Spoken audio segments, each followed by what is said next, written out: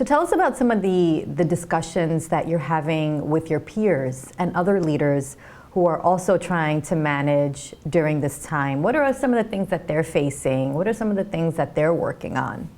Yeah, so I think that a lot of people are focused on the social aspects. The thing about COVID versus some of the other more, I would say, tectonic shifts that are happening in the world is that COVID happened very, very fast.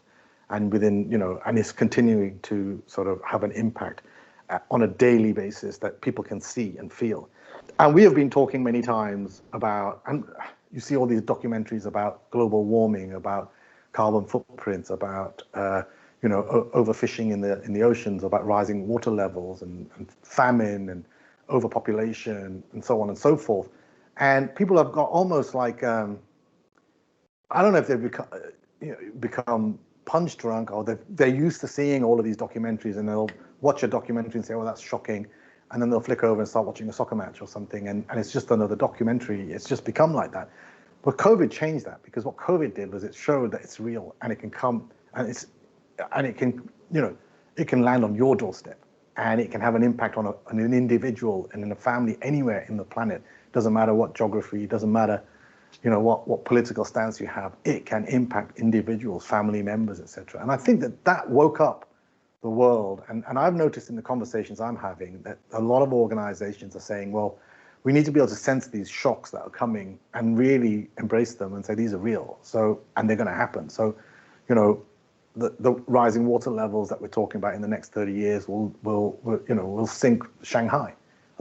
If we carry on like we are now, that is going to happen. And so what are we doing about it? And continuing to take oil out of the ground is also having an impact. That overpopulation is also having an impact.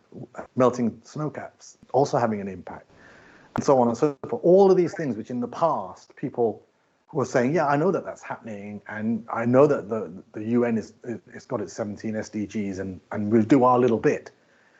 I think that people have started to just say, actually, we want to do more than just a little bit. They want to do a bit more. And I think you're going to see that build a lot. So a lot of the peers I talk with are very keen to build leadership in those areas. And that's through collaboration, that's through working with other organizations and putting aside sometimes a competitive edge to make something that's bigger and more important.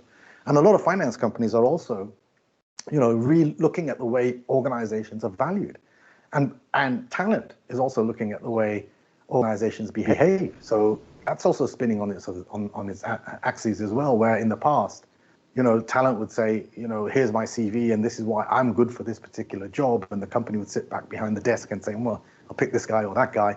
Now it's the other way around a little bit, where youth and talent are saying, hang on, will you tell me why I should join you, and what's your social footprint, and what's the way you are operating as a business before I come and join you. It's a big change. So leadership are looking at that and saying, hey, we have to change the way we are. We have to become more empathetic. We have to be much more culturally aware. We must much more responsible for what we stand for in our organization. Of course, we have to meet our shareholders' expectations, but part of those shareholders' expectations are these social responsibility.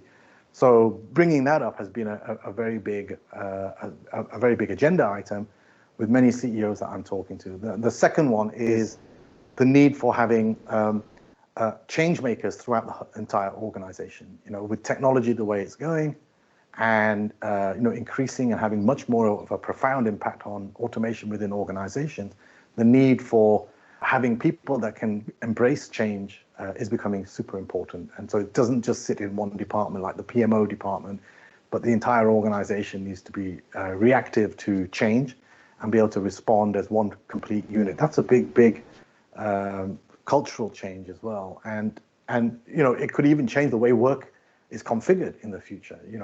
The question between having full-time staff or having teams of people that you can tap into, maybe contractors that can come in, fix something and leave and move on, etc., is becoming more of an argument right now for people to say, well, should I be buying into a huge fixed cost of employees, or should I be moving as and when the world takes me, so that I can pull the resources that I need. So that balance is also changing. A lot of changes that leadership are thinking about how they will be configured, both from an operational perspective, from a responsibility perspective, and from a value generation perspective.